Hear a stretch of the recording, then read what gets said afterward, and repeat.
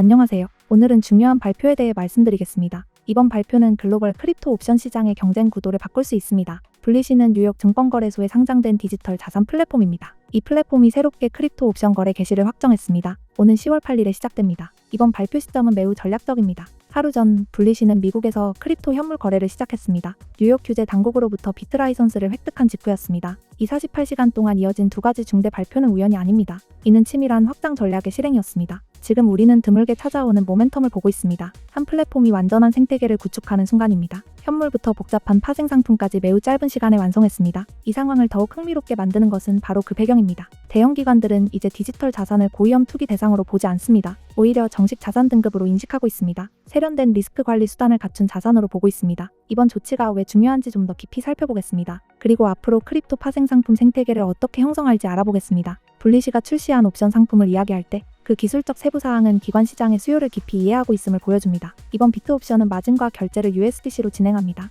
USDC는 $달러에 연동된 스테이블 코인으로 시가총액은 73.85억 달러입니다. USDC 선택은 전략적 판단입니다. 안정성, 유동성, 그리고 규제 당국의 신뢰를 모두 고려한 것입니다. 왜 USDC가 그렇게 중요한가요? 파생 상품, 특히 옵션에서는 안정적인 결제가 무엇보다 중요합니다. 수억 달러를 운용하는 기관 자금 매니저라고 상상해 보십시오. 규제되지 않은 스테이블 코인의 변동성에 노출되고 싶지 않을 것입니다. USDC는 기관 재무팀이 필요로 하는 보증을 제공합니다. 이를 통해 대형 투자자들이 옵션 시장에 진입할 수 있는 길을 열어줍니다. 상품 구조는 매우 신중하게 설계되었습니다. 이 상품은 만기 시점에만 행사할 수 있는 유럽식 옵션입니다. 언제든지 행사 가능한 미국식 옵션과는 다릅니다. 왜 유럽식을 선택했을까요? 이는 가격 산정과 리스크 관리의 복잡성을 줄여줍니다. 그 결과 시장 조성자가 상품을 보호하기 더 쉬워집니다. 제시된 만기 기간 또한 전략적입니다. 3주에서 3개월까지 다양합니다. 단기 해지 수요와 중기 포지션 전략 사이의 균형을 잡을 수 있습니다. 더욱 흥미로운 점은 장기적 비전입니다. 블리시는 비트에서 멈추지 않습니다. 이미 이더리움 옵션 출시 계획을 발표했습니다. 나아가 코인데스크 20 같은 멀티자산 지수도 준비 중입니다.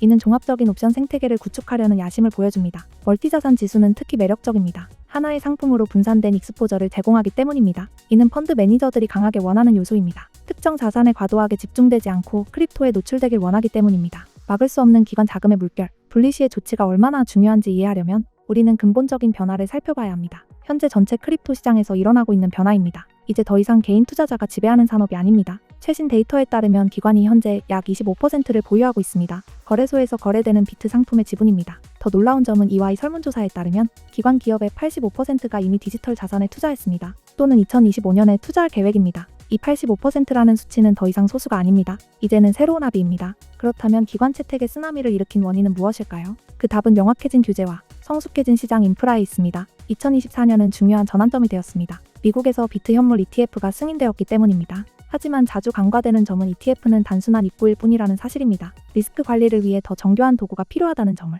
ETF를 통해 들어온 기관들은 곧 깨닫게 됩니다. 바로 이 지점에서 파생 상품, 특히 옵션이 핵심이 됩니다. 크립토 파생 상품 시장의 성장세는 매우 놀랍습니다. 2025년 전 세계 파생 상품 연간 거래량은 약 10조 달러에 달할 것으로 예상됩니다. 이는 일본 전체 국내 총생산과 거의 맞먹는 수준입니다. 현재 파생 상품은 전체 거래의 약 79%를 차지합니다. 전 세계 크립토 거래량 전체에서 말입니다. 이는 압도적인 지배력을 보여주는 수치입니다. 흥미롭게도 헤지펀드는 현저한 수준의 정교함을 보여주고 있습니다. 그들의 거래 전략에서 파생 상품 사용은 급등했습니다. 2023년 38%에서 2024년 58%로 증가했습니다. 이는 단순한 선형 성장이 아닌 구조적 전환입니다. 전문가들이 크립토 익스포저를 관리하는 방식에서 나타났습니다. 이제 그들은 단순한 매수 후 보유로 만족하지 않습니다. 그들은 복잡한 스프레드를 구축하고 하락 리스크를 해제하며 현물, 선물, 옵션 시장에 동시에 접근하는 전략을 실행하기 원합니다. 이제 본격적으로 업계의 핵심, 데리빗을 살펴보겠습니다. 두바이에 본사를 둔 이 플랫폼은 크립토 옵션 시장을 지배해왔습니다. 수년 동안 80% 이상의 시장 점유율을 유지해왔습니다.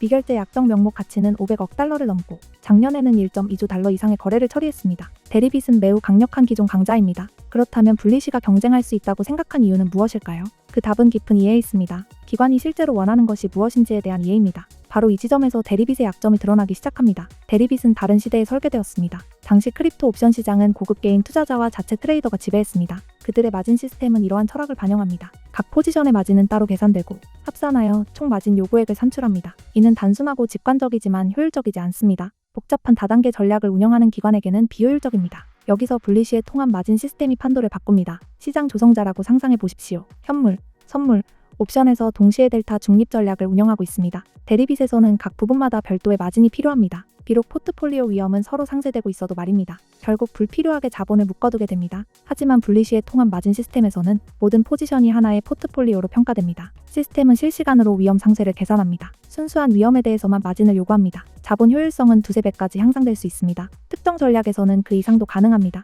분리시 거래소의 크리스 타이어 회장은 이 점을 명확히 강조했습니다. 분리시 고객은 통합 계정 구조를 통해 모든 상품에 접근합니다. 이를 통해 현물, 무기한, 만기 선물, 그리고 옵션까지 거래할 수 있습니다. 리스크 상쇄와 포트폴리오 보증이 동시에 제공됩니다. 이러한 구조는 자본 효율성을 극대화하도록 설계되었습니다. 이는 기관 고객층에 매우 중요한 요소입니다. 그러나 이것만으로 대리빗을 이길 수 있을까요? 단기간에는 쉽지 않을 것입니다. 옵션 시장에서 네트워크 효과는 매우 강력합니다. 유동성은 더 많은 유동성을 끌어옵니다. 하지만 흥미로운 점은 시장 구도가 바뀌고 있다는 것입니다. 블랙록의 IBIT 옵션 ETF가 최근 대리빗을 추월했습니다. 세계 최대 비트 옵션 거래소로 자리 잡았습니다. 불과 1년 전만 해도 상상할 수 없던 일입니다. 이는 대리빗의 지배력이 절대적이지 않음을 증명합니다. 분리시는 또 다른 강점을 가지고 있습니다. 이미 활발한 현물과 선물 시장을 보유하고 있습니다. 일일 거래량은 20억 달러를 넘습니다. 비트와 이더리움 현물 거래량 기준으로 상위 10위에 포함됩니다. 이는 성공적인 옵션 시장에 유동적인 기초 자산 시장이 필요하기 때문입니다. 차익 거래자와 시장 조성자는 옵션 포지션을 해지할 수 있어야 합니다. 현물이나 선물에서 최소한의 차이로 말입니다. 분리시는 이미 기반을 갖추고 있습니다. 분리시 출시에 있어 가장 인상적인 점 중 하나는 그들이 어떤 파트너를 데려왔는가입니다. 옵션 세계에서 특히 신상품이 출시되는 초기에는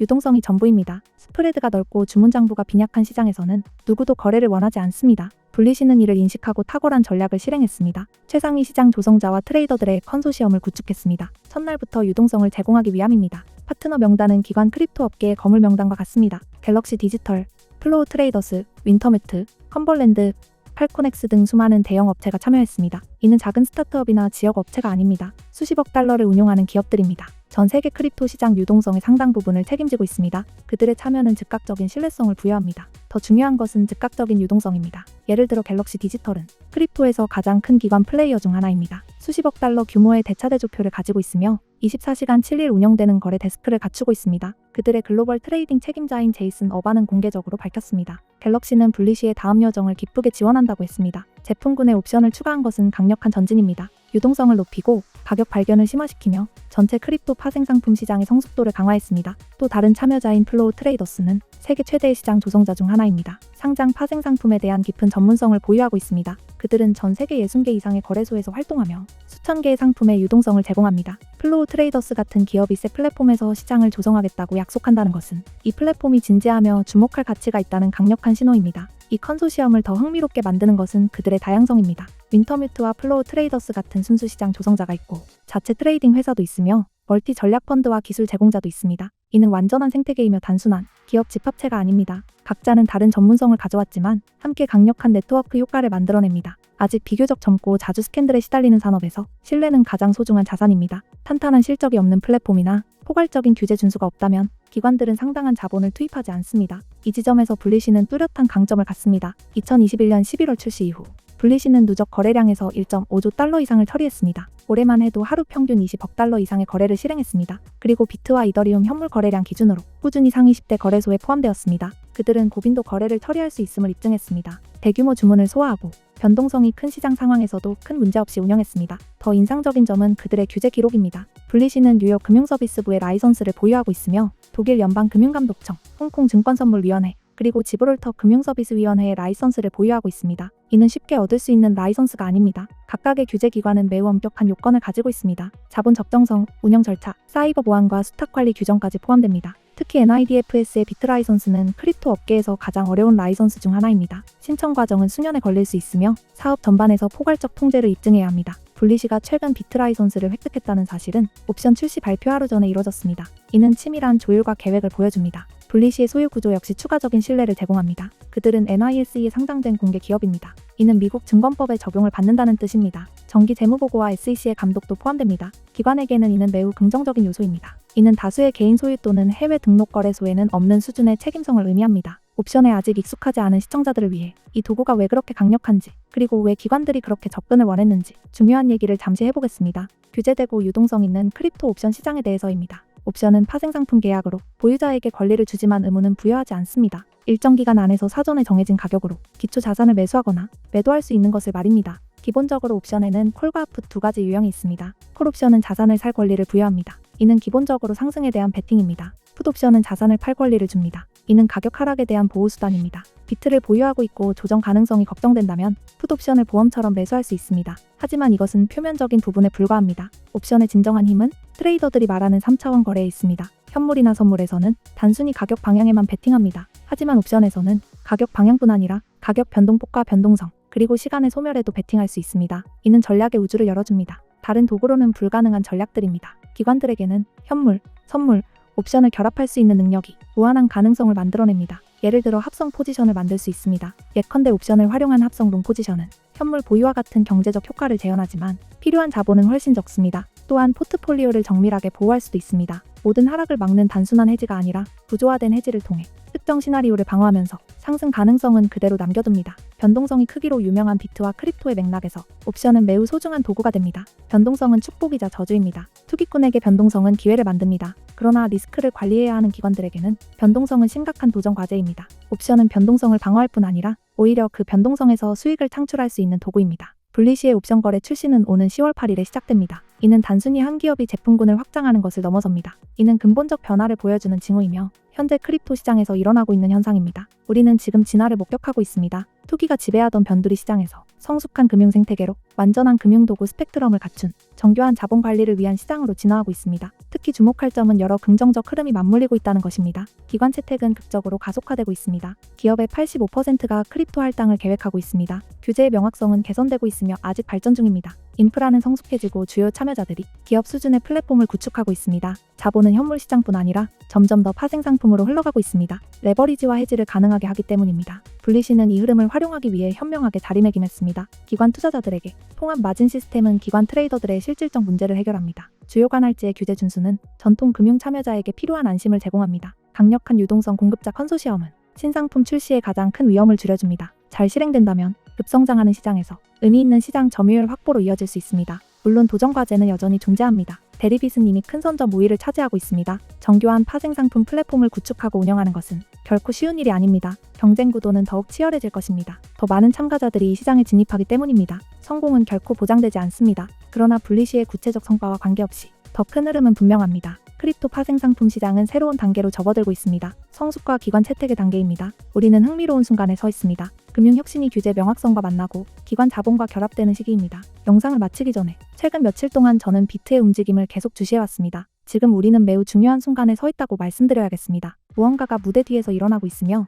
이를 면밀히 지켜보는 사람들은 이미 큰 변화를 감지했을 것입니다. 이는 단순한 투기가 아니며 근본적인 모멘텀이 한 지점으로 모이고 있는 상황입니다. 가장 중요한 사실부터 살펴보겠습니다. 2024년 4월에 일어난 비트 반감기는 채굴 보상을 블록당 3.125 BTC로 줄였습니다. 이는 공급 부족을 만드는 사건으로 4년에 한 번씩 발생하며 역사적으로 항상 대규모 강세장으로 이어졌습니다. 우리는 지금 사이클의 중간에 있으며 가격이 가장 공격적으로 가속하는 구간에 있습니다. 2025년 4분기를 향해 가고 있습니다. 그러나 이야기는 거기서 끝나지 않습니다. 이 상황을 더욱 흥미롭게 만드는 점은 지금 일어나고 있는 기관 채택입니다. 2024년 초에 출시된 비트 ETF는 2025년 한 해 동안 148억 달러의 자금 유입을 기록했습니다. 블랙록과 피델리티가 이 기관 물결을 주도하며 하루 6억 5천만 달러라는 자금 유입 신기록을 세웠습니다. 이는 2025년 5월 하루 만에 이뤄졌습니다. 이는 더 이상 개인 투자자의 이야기가 아닙니다. 이는 전례 없는 규모로 유입되는 스마트 머니입니다. 우리가 이해해야 할 점은 지금 우리는 기관 수요가 점점 더 제한된 공급과 맞닿는 시점에 있다는 것입니다. 반감기 이후 하루 생산량은 450BTC에 불과합니다.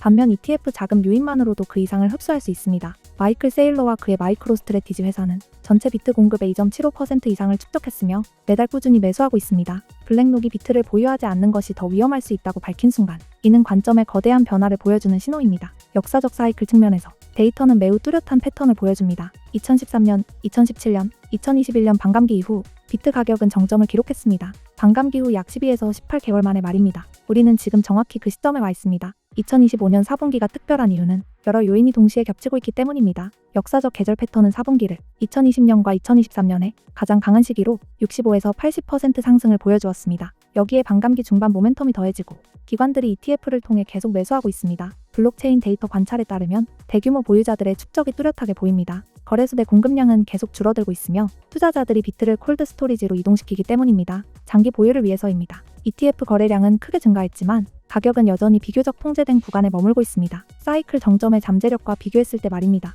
이는 대규모 급등 이전의 전형적 패턴입니다. 스마트 머니는 공식 발표나 주요 언론 보도를 기다리지 않습니다. 그들은 개인 투자자가 깨닫기 전에 이미 자리 잡습니다. 일부 애널리스트들은 가격 목표를 반감기 이후 모멘텀이 4분기 강세 사이클과 맞물린다면 15만에서 20만 달러로 전망합니다. 그리고 ETF 자금 유입 가속화와 함께라면 보수적인 전망으로도 현재 수준에서 상승 잠재력은 상당합니다. 이는 제가 지어낸 수치가 아니라 과거 반감기 사이클의 역사적 분석과 이미 뚜렷하게 나타난 기관 수요에 근거한 것입니다. 위험한 점은 여러분이 주요 언론이 보도를 시작할 때까지 기다린다면 비트가 새로운 최고가를 돌파했다거나 비트가 20만 달러에 도달했다라는 소식을 기다린다면 그때쯤이면 가격은 이미 크게 움직였을 가능성이 높습니다. 흔히 나타나는 패턴은 정점 모멘텀 몇 주 전부터 가격이 크게 오르기 시작하고 이어서 개인 투자자의 FOM으로 급등이 발생하며 이후 조정과 높은 변동성이 뒤따릅니다. 저는 모든 사람이 시간을 가질 수는 없다는 것, 혹은 시장 움직임을 항상 추적할 능력을 갖추고 있지 않다는 것을 압니다. 또한 진입과 청산의 적절한 시점을 알기 어렵다는 점도 있습니다. 그래서 저는 세부 일정과 주목해야 할 핵심 레벨, 그리고 명확한 리스크 관리 전략을 포함인 심층 분석을 준비했습니다. 반감기 사이클과 계절적 패턴을 기반으로 했습니다. 하지만 이 정보는 공유할 수 있는 방법이 제한됩니다. 내용이 매우 구체적이기 때문에 개인적인 소통을 통해서만 가능합니다. 방법은 아주 간단합니다. 010-558-9639로 불리시라고 보내시면 됩니다. 문자 보내시는 분에게는 전체 로드맵에 접근할 수 있는 주목해야 할 주요 마일스톤과 진입과 청산 전략도 현재 시장 상황과 반감기 이후 사이클에 맞게 조정된 전략을 받게 됩니다. 크립토 투자에서는 반드시 기억해야 합니다. 적절한 타이밍은 매우 중요한 역할을 합니다. 올바른 정보를 올바른 시점에 갖는 것은 만족스러운 결과와 놓쳐버린 기회를 가르는 요소입니다. 반감기 이후 공급 부족, 기관 ETF 자금 유입, 4분기 계절적 강세, 그리고 시장 상승 모멘텀이 4년에 한 번만 나타나는 상황입니다. 이 기회를 꼭 잡으시는 분만이 후회하지 않을 겁니다. 어디서도 들을 수 없는 내용이 도움되셨다면 구독, 좋아요도 꼭 눌러주세요. 영상을 시청해주셔서 감사합니다. 다음 콘텐츠에서 다시 뵙겠습니다.